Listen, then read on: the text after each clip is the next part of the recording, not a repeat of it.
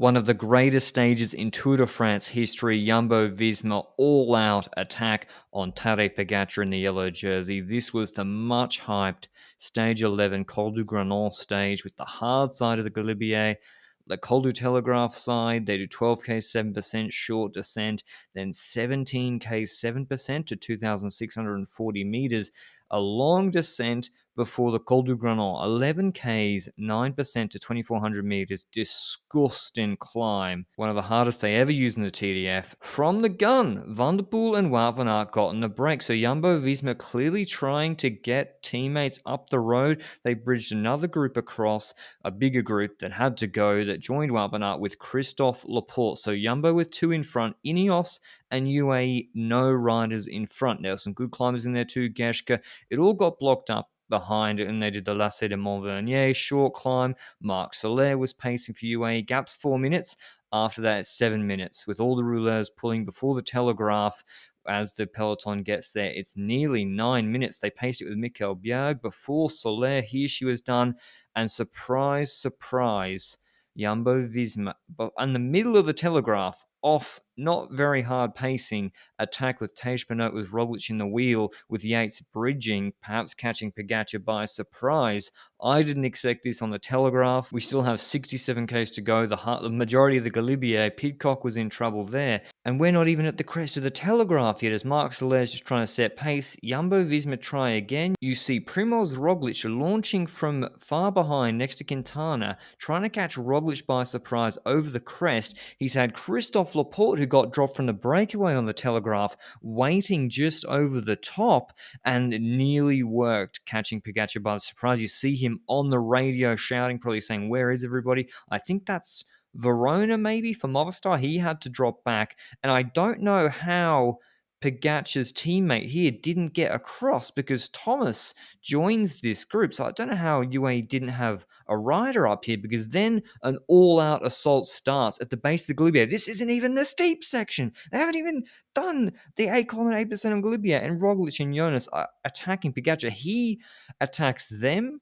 perhaps overconfident, and they just keep rolling it. That plays into Vingegaard's hands, and Pogacar begins to take longer and longer to wind them back. And this is like 2-3% uphill, where draft really, really matters. And they're just 1-2ing him over and over and over and over, like 6, 7, 8 times. I can't even show you all of them. Eventually, they relent. Pogacar's like, "Where are my teammates?"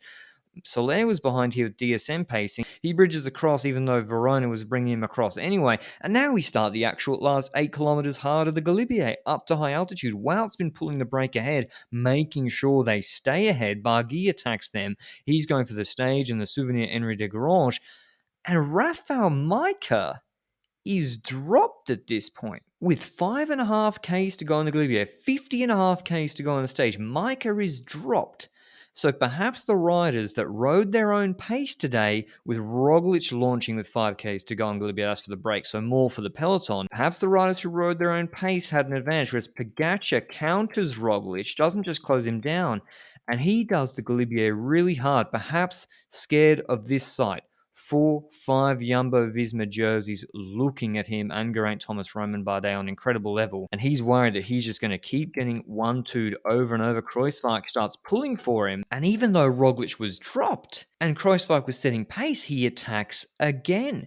Perhaps just wanting Roglic not to come back. Roglic was gone on the Galibier, and he basically just paces Vingegaard, providing a free ride to the Jumbo-Visma leader, who's 39 seconds behind him, for the entirety of the Galibier. Perhaps he was trying to ride a defensive pace. I'm not sure, because Bardet and Thomas eventually come back to him. He must have slowed down on the Galibier, but then he'll go again when he chases Bardet back. So I don't know. Perhaps he was just wary of Wout van Aert up the road. Van Aert was waiting up here on the crest of the Galibier, and he didn't want Vingegaard to attack across him, because if he gets onto Van Aert's wheel on that fast descent, even if Majka comes back and helps Pog, he's going to be losing bucket loads of time. And so, yeah, maybe Pogacar scared of Roglic, or Wout behind, or had pace too hard. Here you see Wout, I think he changed bike to the more aero bike over the top in the green jersey, resplendent, because when you see they get over the crest, they sit up. It's time for a feed, because Pogacar can't pace the entirety of the valley and keep Thomas and Roglic and Bardet behind. That would be completely pointless.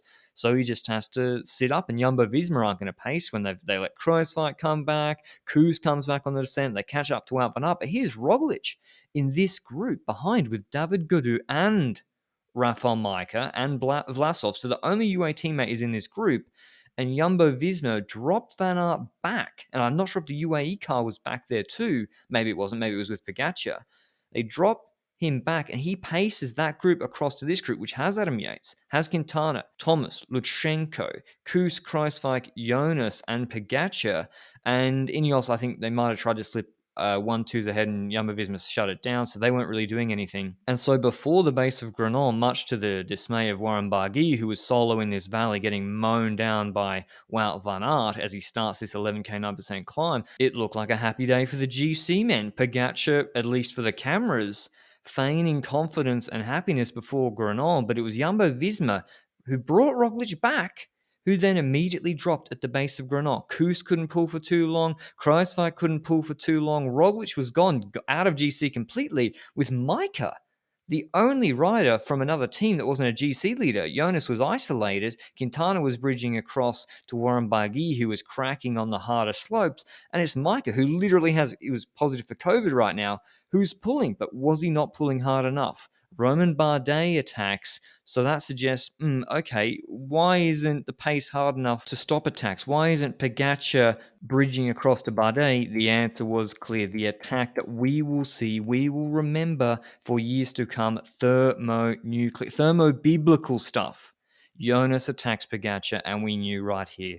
When Majka looks behind, when Pogacar lost his wheel, he was going to lose big time today with the Danish climber. Good performance in the Dauphiné on Solaizon, doing it easy. He stayed close on terrain that hasn't suited him as much. He's chasing Quintana ahead, who went past Barguil. He's back at an incredible level on a stage that suits him. Jonas goes past Bardet with Quintana in his sights, and Pogacar cracks worse than we've ever seen him before, worse than Ventoux last year. That wasn't an isolated occurrence. That wasn't deliberate. It was more exacerbated in the long heat, high altitude climb today when he overextended, and he's going to lose minutes to Jonas Vingegaard today, who writes his name in the history books, already virtually on GC in the Maillot Jaune at this point, with Thomas up the road, with Gaudu coming back, who's doing a really good performance at the Tour, dropping Pogacar. Yates then attacking Pogacar, who looked like he couldn't pedal almost to the line at the end of this Col du Granon. So rare that we've seen it. One of the first times ever in Pogacar's career where it actually meant he lost time, but he's dropped on the Col du Granon. Jonas takes the stage win. If you listen to the Lanterne Rouge Cycling podcast, I told you this would happen in the Tour de France preview and the rest day, and yesterday actually. An incredible win for Jonas. But the Tour de France, despite Poggy's bad day today, it is not over. He is not 6 minutes behind. He might have had a bad day. Alpe d'Huez tomorrow. I can't wait. Make sure you subscribe down below if you enjoyed the video, and I'll see you at the recap of the Alpe tomorrow. Ciao.